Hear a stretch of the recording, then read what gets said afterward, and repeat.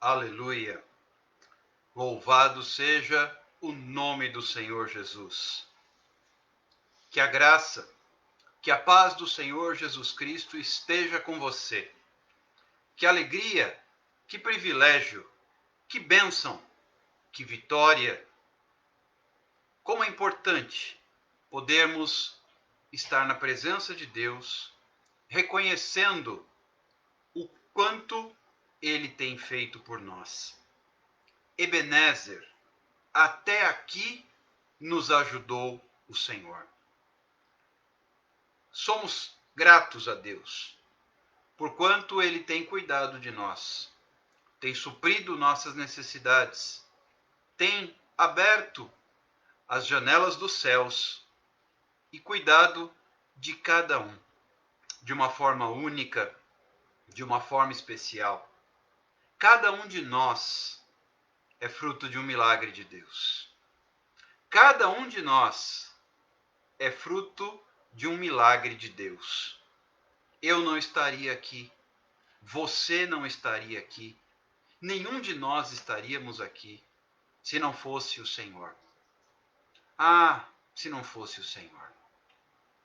O que haveria de nos acontecer se não fosse o Senhor? Nada nesta vida vale a pena. Nada nesta vida substitui a presença de Deus. A presença de Deus é o nosso bem maior. A presença de Deus é o que nós verdadeiramente necessitamos. A presença de Deus. Cristo é tudo em todos. E se não for o Senhor na nossa vida, o que será de nós?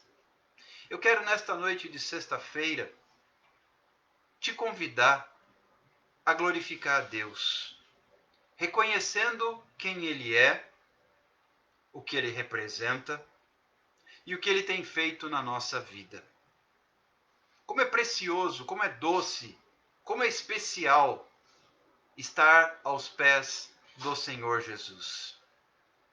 Queridos, enquanto muitos neste momento padecem e não encontram uma alternativa, uma resposta, um caminho, nós olhamos para os céus e sabemos de onde vem o nosso socorro. Eu quero ler com você o Salmo de número 121, que diz assim: Elevo os meus olhos para os montes. De onde me virá o socorro? O meu socorro vem do Senhor, que fez os céus e a terra. Quantas e quantas vezes nós, seres humanos, olhamos para cima, olhamos para um lado, olhamos para o outro, buscamos alternativas e nos deparamos com medo, nos deparamos com dúvidas, nos deparamos com incertezas, nos deparamos com crises. Aliás, o que mais podemos ver nos dias de hoje são crises. Crises políticas, econômicas, sociais, sanitárias, crises emocionais, afetivas, familiares, financeiras, crises. Mas nós elevamos os nossos olhos para os montes, olhamos para o alto e perguntamos: de onde vem o nosso socorro? E o salmista ele responde: o meu socorro vem do Senhor, que fez os céus e a terra. Eu quero, nos minutos iniciais deste nosso momento diário aqui, glorificar a Deus. Porque quando eu estou diante de uma crise, quando eu estou diante de uma luta, quando eu estou diante de uma prova, quando eu estou diante de uma angústia, quando eu estou diante de uma aflição, Eu posso elevar os meus olhos para os montes. Enquanto as pessoas que não conhecem o nosso Deus, as pessoas que não estão na presença de Deus, elevam os seus olhos e não contemplam uma esperança, uma luz no fim do túnel. Nós elevamos os nossos olhos e enxergamos que eu sei que o meu Redentor vive e ele se levantará do seu trono em meu favor e virá em meu socorro. Eu elevo os meus olhos para os montes e eu clamo. E no momento em que eu clamo, os céus estão abertos. As mãos de Deus estão estendidas. Os braços do Senhor estão abertos, receptivos. E os seus ouvidos não estão tapados, nem os seus olhos fechados, mas ele está atento ao clamor que se fizer neste lugar. O meu socorro vem do Senhor. Eu quero lançar esta palavra logo no início do nosso encontro diário das 22 horas. O meu socorro vem do Senhor. O seu socorro vem do Senhor. O nosso socorro está no Senhor, Criador dos céus e da terra. Ele não permitirá, Senhor Jesus, louvado e engrandecido seja o seu nome. Ele não permitirá que os meus pés vacilem. Ele não permitirá que os meus pés vacilem, versículo 3. Não dormirá aquele que te guarda. Quem cuida de mim, quem cuida de você, não dorme. Aliás, ele é quem nos garante o sono. Como está escrito na palavra de Deus, em paz me deito e logo pego no sono, porque só tu, Senhor, me fazes repousar seguro. Em paz eu me deito e logo pego no sono. Muitas são as aflições do justo, diz a palavra de Deus, mas o Senhor de todas elas os livra. Diz mais o texto: é certo que não dormita nem dorme o guarda de Israel. O Senhor é quem te guarda. O Senhor é a tua sombra, à tua direita. O salmista também vai me dizer: 1000 cairão ao teu lado, 10.000 à tua direita, tu, porém, não serás atingido. E o salmista também diz: ainda que eu ande pelo vale da sombra da morte, não temerei mal algum, porque tu estás comigo. A tua vara e o teu cajado me consolam. Queridos, eu não sei quais têm sido as suas aflições. Eu não sei quais têm sido as suas angústias. Eu não sei quais têm sido os seus muitos desafios. Mas eu sei que o meu socorro vem do Senhor. Posso lhe assegurar, porque a palavra de Deus diz isto. E tudo aquilo que a Bíblia diz, eu posso confiar e posso tomar posse. E posso descansar. De dia não te molestará o sol, nem de noite a lua. Ou seja, quer seja dia, quer seja noite, quer faça sol ou chuva, frio ou calor, nada molestará a tua vida. O Senhor te guardará de todo o mal, guardará a tua alma. O Senhor guardará a tua entrada e a tua saída, desde agora e para sempre. Eu quero, com esta palavra, trazer um direcionamento de fé e de esperança para a sua vida. Muitas vezes nós estamos angustiados. Muitas vezes nós estamos entristecidos, abatidos, cansados, e fracos. Mas então, nesse momento, eu devo me apropriar do que a Bíblia diz. Por isso é tão importante conhecer a palavra do Senhor. E a palavra de Deus diz: não temas, porque eu sou contigo. Não te espantes, porque eu sou teu Deus. Eu te esforço e te ajudo, e te sustento com minhas mãos. Queridos irmãos e irmãs, meus amigos, minhas amigas, nós temos que olhar para o Senhor e entender que Ele é o nosso refúgio. Ele é o socorro presente na hora da tribulação. Ele é a nossa verdadeira rocha. Ele é a nossa rota de vitória, de bênção, de graça, de triunfo e de salvação. Aquele que confia no Senhor, ele é como o monte de Sião, que não se abala, mas permanece para sempre.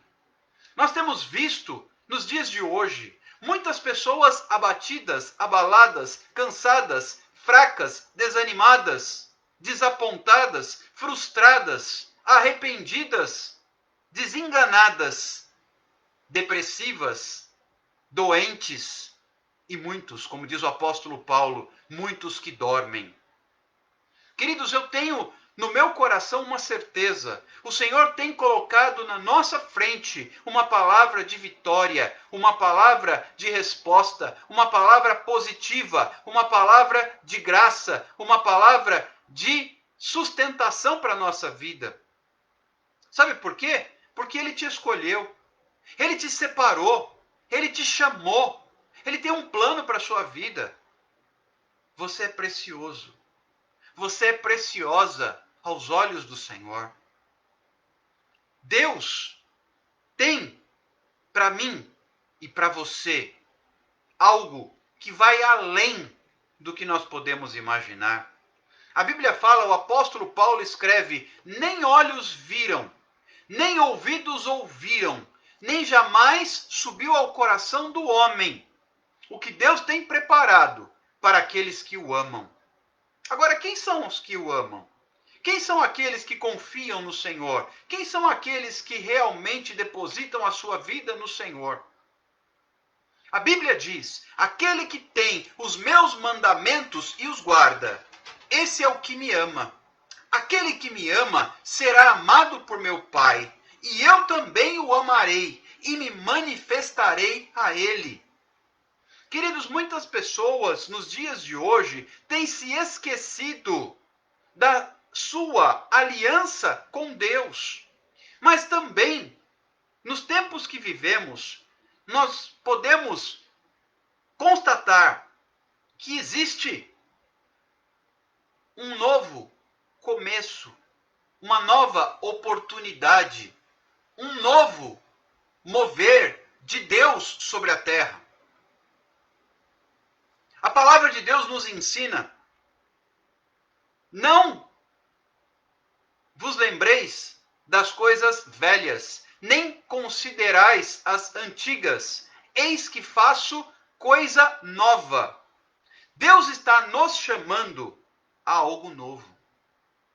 E o que envolve este novo de Deus? O que envolve este novo começo? O que envolve esta nova posição? Colocar a minha vida no altar de Deus. Colocar a minha vida nas mãos do Senhor. Depositar o meu coração diante de Deus.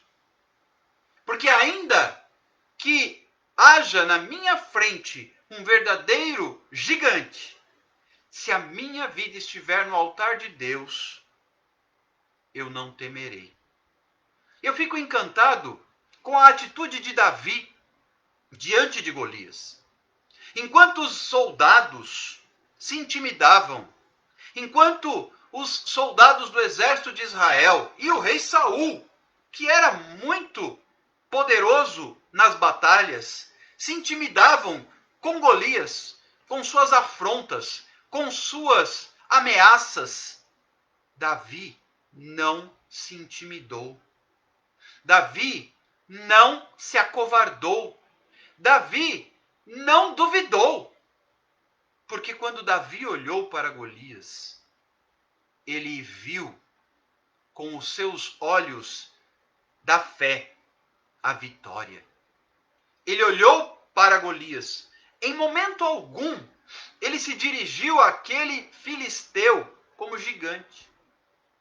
Enquanto os soldados olhavam para Golias e falavam, ele é gigante. Davi se levantou, se indignou, se indispôs, se inquietou, se incomodou com as afrontas de Golias. E ele perguntava, mas quanto tempo mais? Porque Golias permaneceu por vários dias, todas as vezes, pela manhã e ao final da tarde, desafiando o exército do povo de Deus, o exército do Deus vivo. E ele dizia assim, será que vocês não têm um único homem com quem eu possa lutar? Se prevalecer o soldado do exército de Israel, os filisteus vos servirão. Se contudo eu prevalecer, então vocês nos servirão. Será que não há um homem? Será que não há um valente? Será que não há um guerreiro entre Israel, entre todo este povo, povo de Deus, que possa me enfrentar? Queridos, quantas vezes o inimigo faz isso na nossa vida? E ele nos afronta, e ele nos ameaça através de injustiças, através de acusações, através de enfrentamentos, através de mentiras, através de calúnias, através de pessoas que se colocam no nosso caminho, através de circunstâncias. Pessoas nos questionam, mas você? É que Deus é esse que você serve, que não tira você dessa situação que você vive hoje? Seu Deus, seu Deus não pode te aliviar esse problema?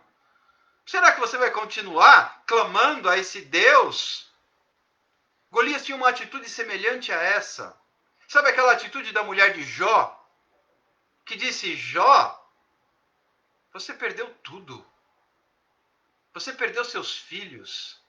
Você perdeu seus bens. Você perdeu seus rebanhos. Você perdeu seus servos. Você agora perdeu sua saúde. Por que você permanece fiel a esse Deus? Amaldiçoa esse teu Deus e morre. Jó olhou bem para ela. Eu fico imaginando como foi a resposta no semblante de Jó. Oh, mulher, aleluia, tu falas como uma louca. Acaso não esperaríamos de Deus o mal?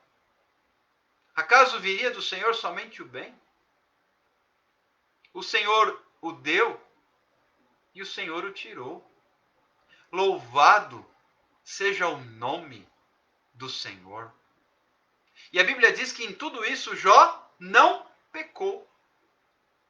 Aliás, na hora do auge da sua crise, da sua prova, seu corpo coberto de chagas e feridas, tumores, da cabeça à planta dos pés, deitado sobre as cinzas, vestido de saco, no limite, Jó adorou a Deus. Assim como Paulo e Silas, quando estavam naquela prisão, açoitados, vestes rasgadas, costas marcadas e sangrando, pés acorrentados ao tronco num cárcere inferior, eles começaram a adorar a Deus. Eles começaram a glorificar o nome do Senhor. Eles começaram a exaltar a Deus. Eles elevaram os seus olhos para os montes e disseram, de onde me virá o socorro? O meu socorro vem do Senhor. Jó ergueu a sua cabeça e adorou a Deus, o meu socorro vem do Senhor. Davi clamou e disse, Golias, Tu vens contra mim com espadas e lanças, mas eu vou contra ti, em o nome do Senhor dos Exércitos. Davi olhou e viu a mão forte do Senhor, porque Davi estava na presença de Deus. Porque Davi estava com a sua vida diante do Senhor. Porque Davi sabia o Deus em quem ele cria e a quem ele servia. Assim como Jó, assim como Paulo e Silas. Eles sabiam em quem eles criam. Aleluia. Eles tinham a convicção de que o seu Deus não os desampararia, mesmo que estivesse preso, no caso de Paulo e Silas, injustamente por pregar o evangelho. Mesmo que estivesse na miséria, na doença e no luto pela perda dos filhos, Jó sabia em quem ele cria. Ainda que estivesse diante de uma afronta, de frente a um gigante, Davi sabia em quem ele cria. E Davi avançou. Enquanto todos corriam do gigante, Davi, diz o texto bíblico, que ele correu em direção ao gigante. E Deus era com Davi. E Deus era com Jó. E Deus era com Paulo e Silas. E com um único disparo da sua funda, Davi derrubou Golias. E fez conforme havia dito. Feriu o gigante, cortou-lhe a cabeça e venceu. Jó adorou a Deus e permaneceu fiel à presença do Senhor. E a Bíblia fala no capítulo 42 de Jó que Deus restituiu em dobro tudo que Jó possuía. E quanto a Paulo e Silas, houve um terremoto por volta da meia-noite que chacoalhou os alicerces da prisão. E todas as portas se abriram. Muitas vezes nós estamos preocupados com portas fechadas. E Deus nos convida a adorá-lo. E Deus nos chama a glorificá-lo. Porque é na hora da prova que nós mostramos para Deus o que está no nosso coração. Não é na hora em que está tudo correndo bem. Não. Não é na hora em que eu estou coberto de tranquilidade e paz e vitória e bênção e graça. É na hora em que eu estou em aflição. É nessa hora que o crente mostra a sua fé. É nessa hora que o crente resplandece a glória do Senhor. É nessa hora que o crente faz a diferença. Porque no mundo nós teremos aflições. Jesus disse isso claramente, objetivamente para todos. Mas ele também disse: tenham bom ânimo, pois eu venci. De igual modo, a Bíblia nos mostra que se nós permanecermos nele e ele em nós, pediremos o que quisermos e nos será feito. Se vós permaneceres em mim, as minhas palavras permanecerem em vós. A Bíblia nos dá tranquilidade, segurança e certeza de que Deus é fiel. De que a sua palavra não mente. De que a sua palavra não volta vazia. De que a sua palavra é a verdade. E a Bíblia diz: conhecereis a verdade, e a verdade vos libertará. Jesus Cristo é o caminho, é a verdade e é a vida. E ninguém vai ao Pai se não for através de Jesus. No entanto, ao longo da nossa caminhada, nós somos provados. Nós somos testados. Nós somos confrontados. Nós somos atribulados. E aí vem o apóstolo Paulo e diz: muito mais me gloriarei eu nas minhas fraquezas, porque o poder se aperfeiçoa nas fraquezas. Porque quando eu estou fraco, é que eu estou forte. Mas isso parte de uma resposta que Deus dá a Paulo, dizendo: Paulo, a minha graça te basta. A minha graça te basta. Sabe, queridos, nós precisamos entender que a graça do Senhor é o nosso referencial. E como é que eu lido com a graça de Deus? Como é que eu recebo essa graça? Como é que eu desenvolvo essa graça na minha vida?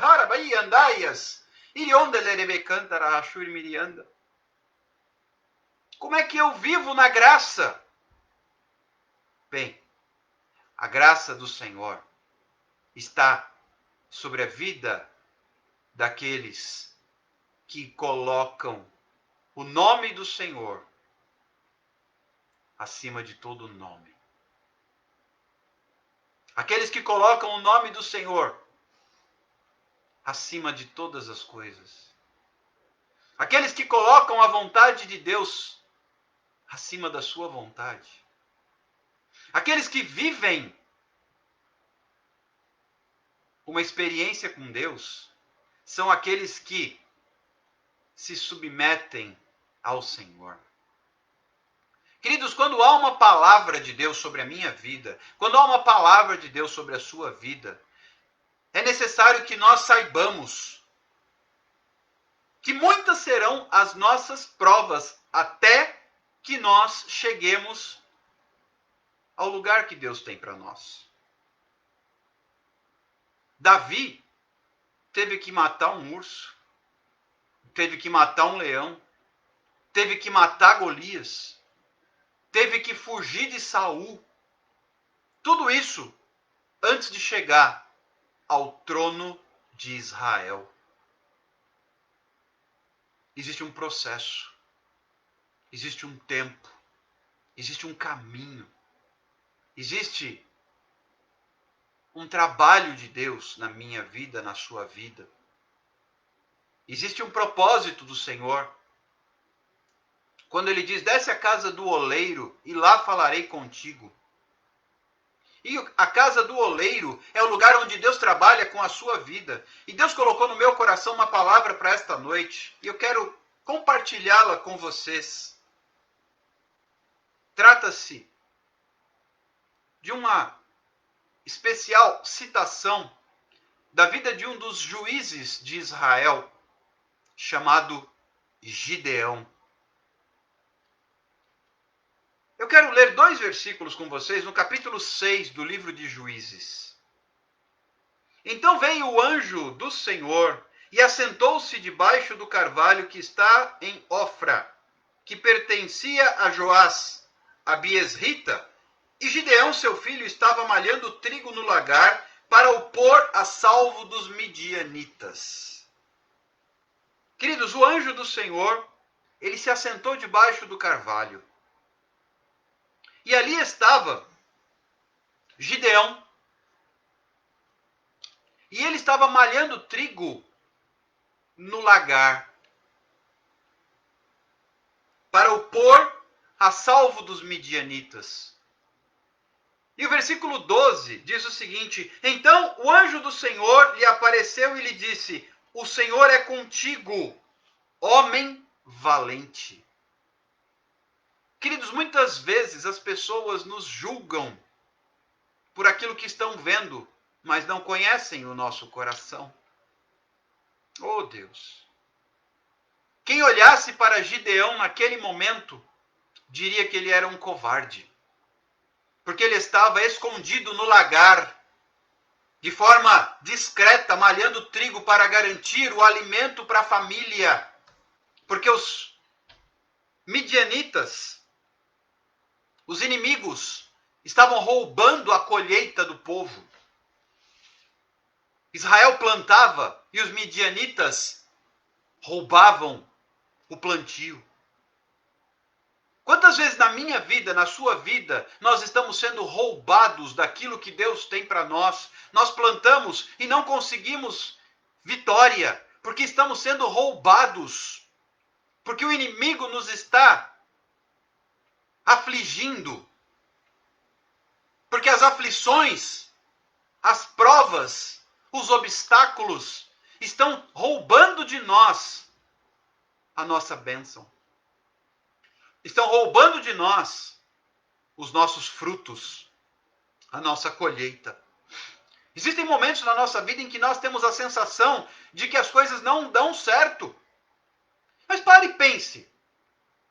Será que por algum instante Paulo e Silas também não pensaram que as coisas não estavam dando certo? Eles estavam acorrentados num tronco, lá no profundo do cárcere inferior, lugar escuro, lugar sujo, possivelmente com roedores, com insetos, mal cheiroso, sangrando, com dores, humilhados, roupas rasgadas. Será que por algum momento eles não imaginaram que Deus os havia abandonado?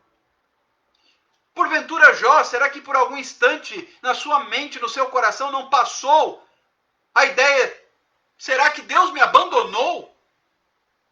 Ou mesmo Davi.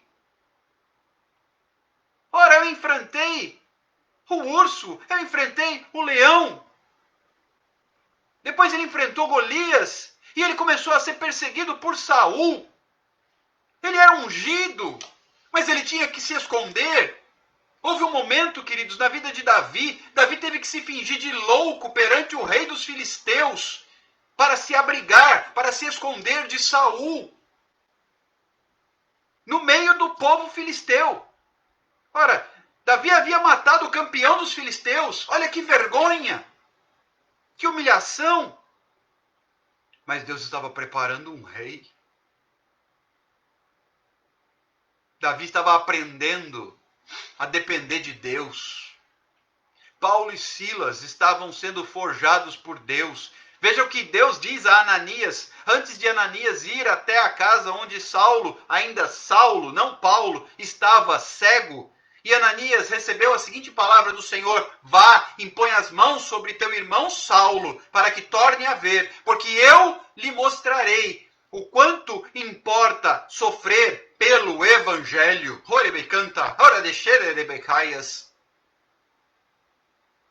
Existe um processo. Deus estava trabalhando com Jó, inclusive para mostrar para Satanás quem era Jó. Muitas vezes Deus quer te honrar, mas primeiro Ele tem que permitir que você seja humilhado, para depois ser exaltado. Aqui, Gideão estava no lagar, num lugar baixo, escondido, com medo, fugindo, malhando trigo de forma discreta, silenciosa, para que o fruto da colheita não fosse roubado, para que o alimento da sua família não fosse ceifado. O trigo era para fazer pão, é para garantir o alimento. E Gideão estava ali malhando o trigo. Quem passasse dizia: que homem covarde, que homem fraco. Mas aí o anjo do Senhor aparece. O anjo do Senhor conhecia o coração de Gideão. O anjo do Senhor conhecia o coração de Gideão. E o anjo do Senhor disse: homem valente, o Senhor é contigo. Valente? Malhando trigo no lagar? Queridos, lagar era o lugar onde as uvas eram pisadas para se extrair o vinho. Oh, cantar e eu lere bachúrias. Lagar é o lugar onde as olivas eram amassadas, esmagadas para extrair o azeite.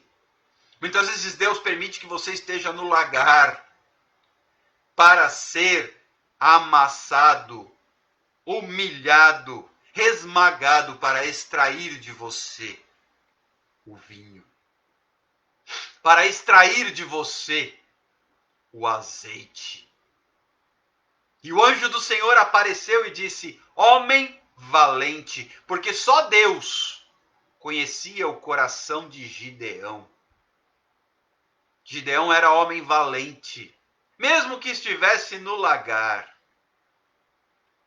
Mesmo que estivesse no lagar.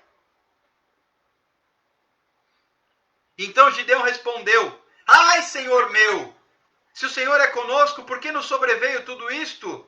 E que é feito de todas as suas maravilhas que nossos pais nos contaram, dizendo: Não nos fez o Senhor subir do Egito, porém agora o Senhor nos desamparou e nos entregou nas mãos dos midianitas. Então Gideão começa a indagar. Gideão estava com medo, Gideão estava inseguro, Gideão estava preocupado, Gideão estava nervoso, Gideão estava, na verdade, com a sua fé sendo posta à prova. E ele questiona o anjo do Senhor. Ah, Senhor meu, quer dizer que saímos do Egito daquela maneira para hoje estarmos nas mãos dos midianitas? Olha o que o inimigo está fazendo conosco. Então se virou o anjo do Senhor para ele e disse: Vai nessa tua força e livra Israel da mão dos midianitas. Porventura não te enviei eu? Eu fico encantado como Deus faz as coisas. Gideão estava ali e ele aproveitou que o anjo do Senhor estava ali, ele começou a clamar. E ele se tornou a resposta do seu clamor. Isso é Deus. Gideão se tornou a resposta do seu clamor pelo poder de Deus, porque Deus era com ele. E o anjo do Senhor traz uma resposta absolutamente inesperada para Gideão. Vai nessa tua força. Olha só, Gideão estava acuado, Gideão estava com medo, Gideão estava no lagar, Gideão estava escondido. Ninguém olhando daria um vintém por Gideão. Mas Deus conhecia o coração de Gideão. Vai nessa tua força. Quem disse que porque hoje você está em crise você não é forte? Quem disse que porque hoje você está acuado que você não é forte? Paulo estava em crise, Paulo estava fraco e ele reconheceu, ele entendeu que quando ele estava fraco é que ele era forte. Porque o poder, o apóstolo Paulo nos ensina, o poder se aperfeiçoa nas fraquezas. Portanto, muito mais me gloriarei eu das minhas fraquezas. Então Deus, o anjo do Senhor, fala através da palavra e diz assim a Gideão: vai nessa tua força e livra Israel. Mas Gideão falou: mas eu? Quantas vezes você é a resposta da sua oração? Eu, Senhor. Você começa a orar pela sua família, você começa a orar pelo seu casamento, você começa a orar pela sua casa, e Deus diz: faz, porque eu sou contigo. Creia, avante, toma posse, porque eu te escolhi. Aí você olha para você: eu? Gideão fez a mesma pergunta: eu? Versículo 15. Ele lhe disse: ai, Senhor meu, com que eu vou livrar Israel?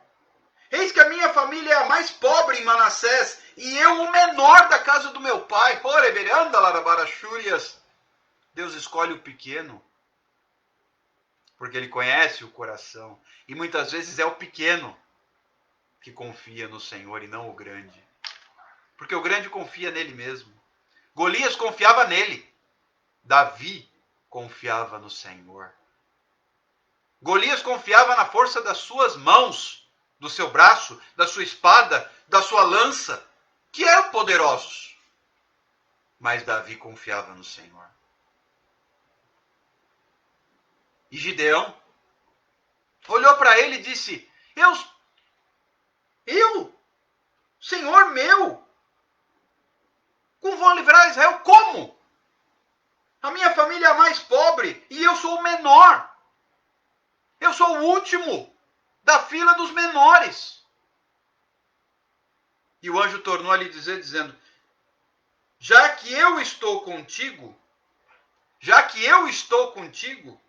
ferirás os midianitas como se fossem um só homem. Queridos, É incrível, quando Deus traz uma promessa, vai na contramão do que a gente acha. Gideão não acreditava que isso fosse possível. Mas Deus estava dizendo através do seu anjo, já que eu sou contigo, você ferirá os midianitas como se eles fossem um só homem.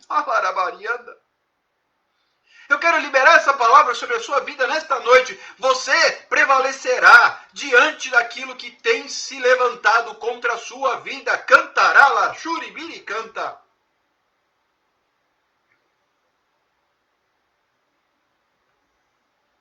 Na sequência, Gideão começa a fazer algumas provas para ter certeza que aquilo era tão impensável, tão maluco, tão fora de cogitação. Ele começa a provar a Deus, Senhor, como isso é possível? E eu quero dizer nesta noite que há pessoas aqui nesta live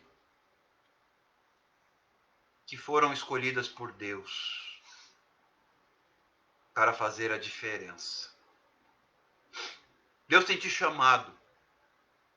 Deus tem te separado. Como ele chamou Gideão. Como ele separou Gideão para salvar o seu povo. Há vidas aqui, escolhidas a dedo por Deus, para afastar o inimigo, para derrubar o adversário. Ah, mas eu sou o menor na casa do meu pai e a família do meu pai é a mais pobre. E quem disse que Deus precisa do seu tamanho, da sua força, da sua riqueza? E quem disse que Deus precisa da sua eloquência, da sua capacidade, do seu desenvolvimento, da sua estrutura, da sua autoridade, da sua força? Deus não precisa de absolutamente nada disso. Se Ele te escolheu, é Ele quem faz. Se Ele te chamou, é Ele quem executa. Se Ele te trouxe, é porque Ele tem propósito na sua vida. E se Ele tem algo no seu caminhar, tão somente receba e viva o sobrenatural de Deus. Porque ele não é homem para mentir, nem filho de homem para se arrepender. Se ele falou, ele há de cumprir.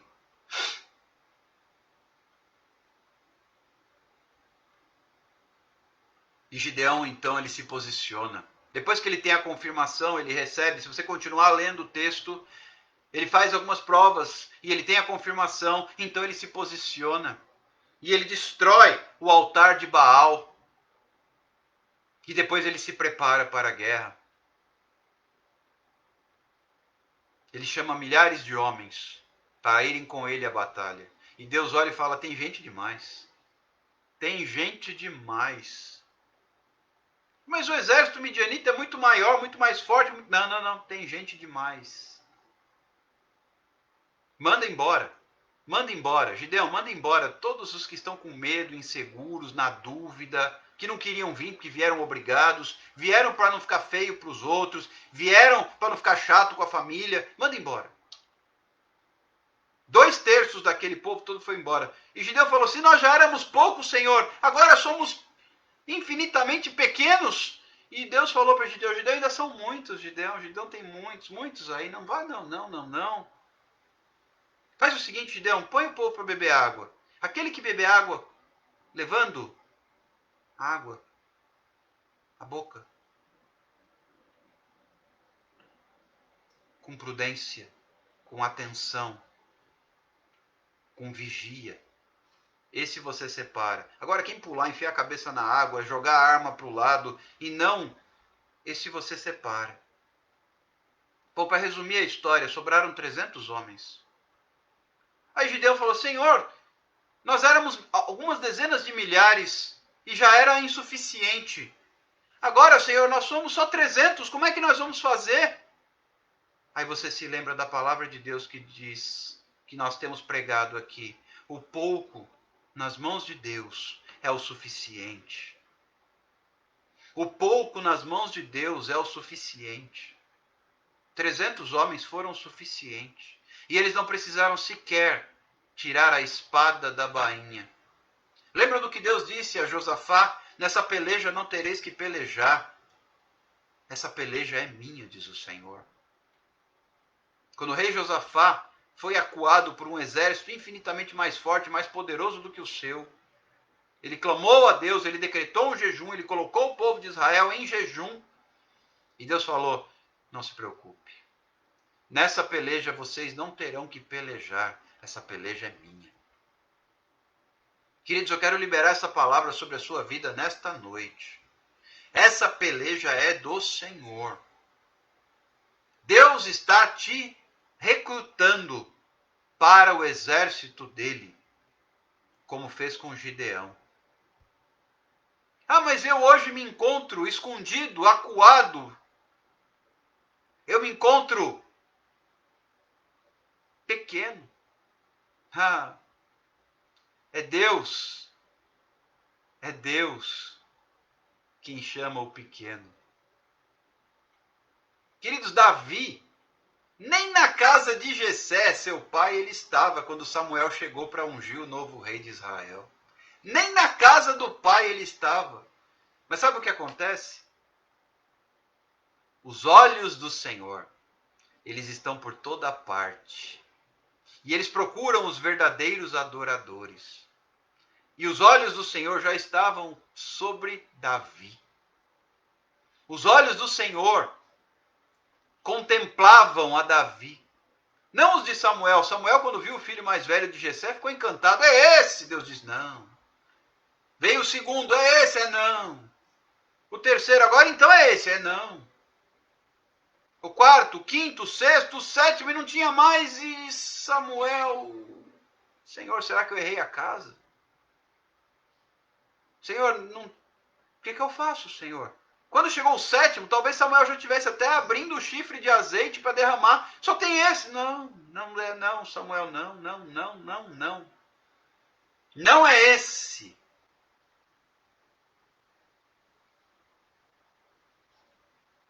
E aí Samuel, naquela dúvida, perguntou: Jessé,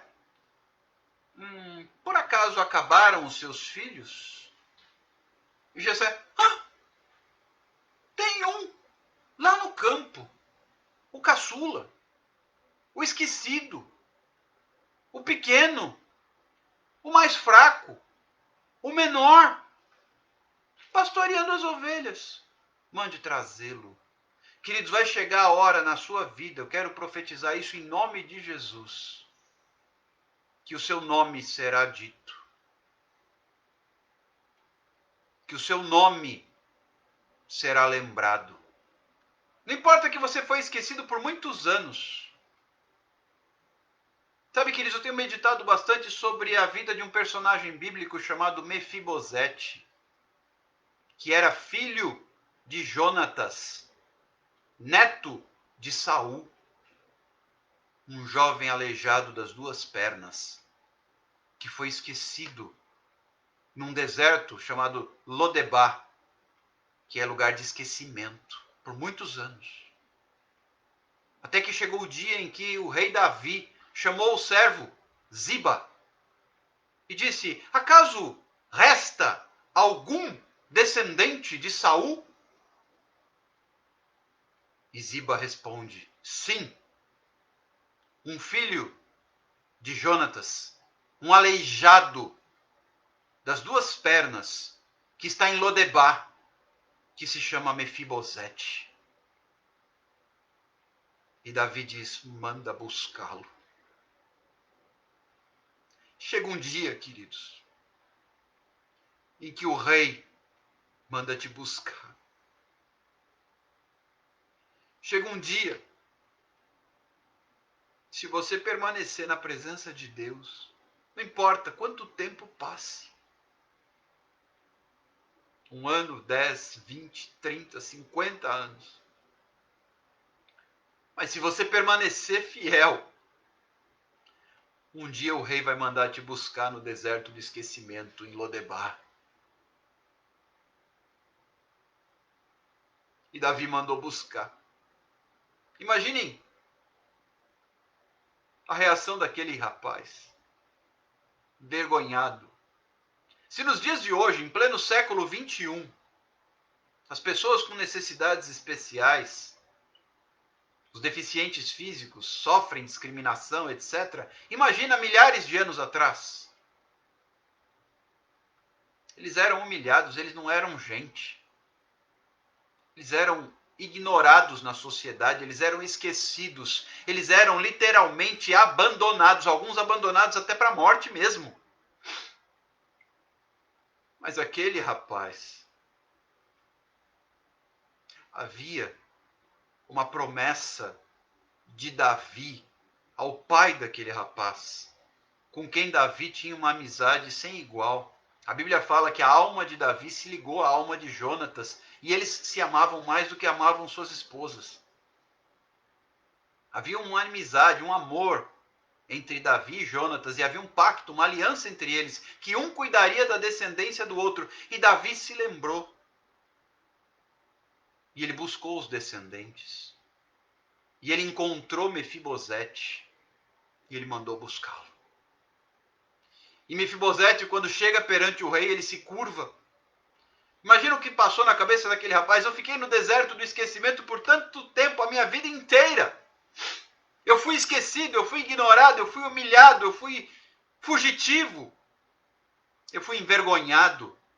Eu fui ultrajado. Eu fui literalmente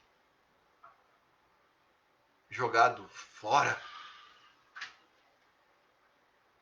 Mas chegou o dia em que o rei mandou buscá-lo.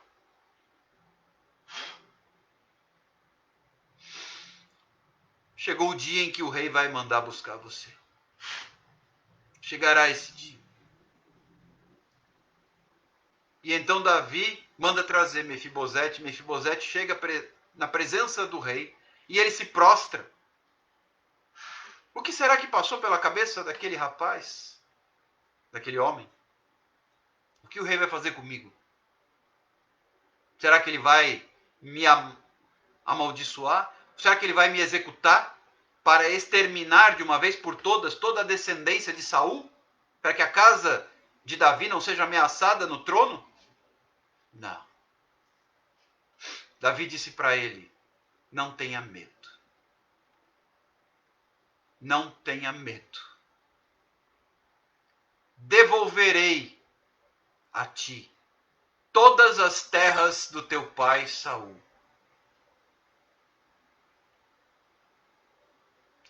E de agora em diante, você comerá à minha mesa e viverá no palácio comigo. Queridos, quando chega a hora,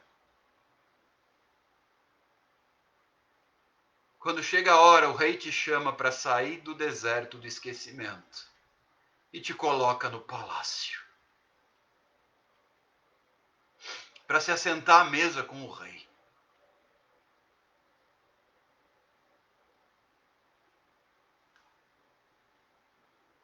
E Mefibosete, entenda que quando você está assentado à mesa, as pernas dele não apareciam. Assentado à mesa, o aleijume dele não ficava evidenciado. E ele estava diante do rei. Não mais fugitivo. Não mais esquecido. Não mais envergonhado, mas agora honrado. Quando Deus te chama. Há um tempo de deserto, há um tempo que todos nós ficamos em Lodebar. Mas chega a hora em que o rei manda te chamar. Chega a hora. Orabaturi lerebe canta. Chega a hora em que o rei manda te chamar. Queridos, eu creio que Deus tem chamado alguns de nós aqui, retirado do tempo de vergonha e trazido para o lugar de honra. Coloque-se diante da presença do Senhor. Coloque-se diante da presença do Senhor. Ora yandeleri uri shimikarias. Ele tu narai eu teneshalarabacaias. E você será chamado pelo rei. Não tenha dúvidas disso. Glorifica a Deus. Ah, mas eu ainda estou no deserto. Glorifica a Deus. Exalta o nome do Senhor. Bendize a minha alma ao Senhor. E não te esqueça de nenhum dos seus benefícios. Ah, mas eu não tenho vivido benefício algum, será? Mefibosete foi poupado. Se analisarmos bem, apesar da vergonha, apesar do esquecimento, apesar de tudo que ele enfrentou, ele sobreviveu. Enquanto todos os demais foram exterminados. Seu pai Jonatas, seu avô Saul. E Mefibosete sobreviveu. Sobreviveu para ser honrado pelo rei. Glorifique a Deus, porque você está aqui. Glorifique a Deus, porque você sobreviveu. Como aquela canção da Shirley Carvalhais. O importante é que eu sobrevivi. Exalte o nome do Senhor, porque você sobreviveu. Gideão? Ora, Gideão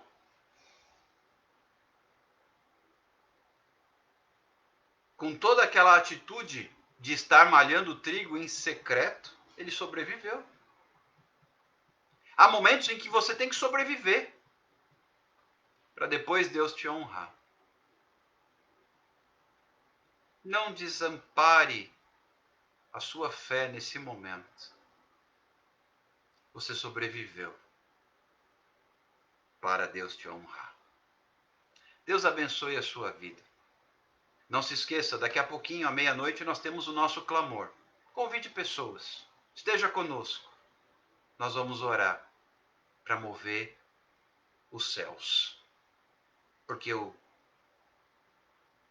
não tenha dúvidas, a oração do justo muito pode nos seus efeitos. Daqui a pouco estaremos juntos para glorificar o nome do Senhor e orar. Deus abençoe vocês. Fiquem com Deus e até logo mais à meia-noite no nosso clamor.